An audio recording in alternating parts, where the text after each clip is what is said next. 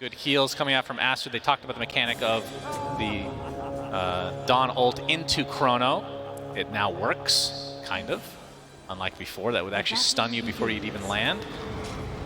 Okay, we can see a Wraithfire Blast connect onto Siamese Cat. He's completely surrounded, and first blood for BZM.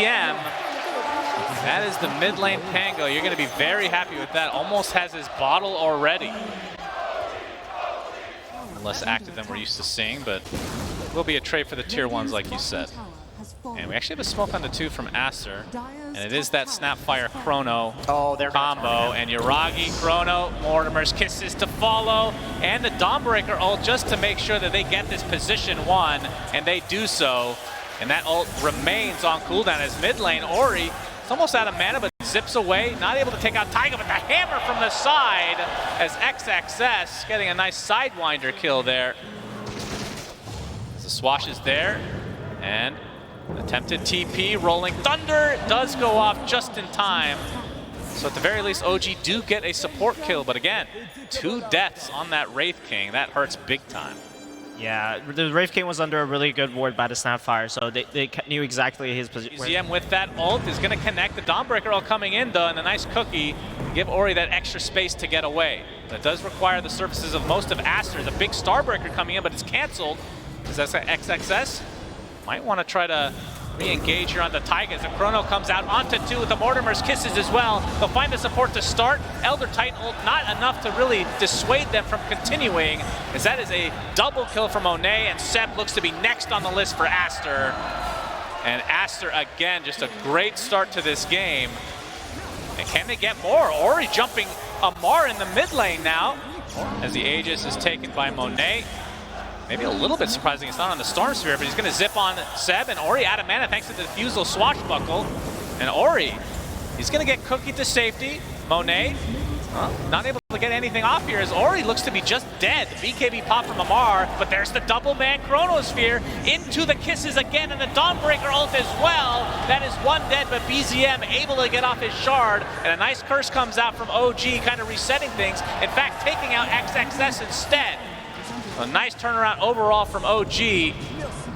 Now they're going to find Siamese Cat as well, the position 5 Snapfire. So despite losing Amar, OG showing some life in this game number 2. That was excellently played by OG, but a huge blunder by Monet. He needs to... Taiga should be fine unless they spot him.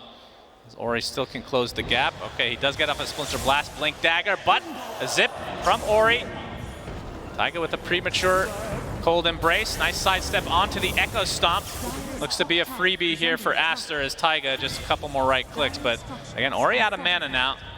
And this tier 2 tower finally fortified, but it will be brought down, which means the outpost might be going their way. Although Siamese can't get taken out now. Blink Dagger being shown from Yuragi.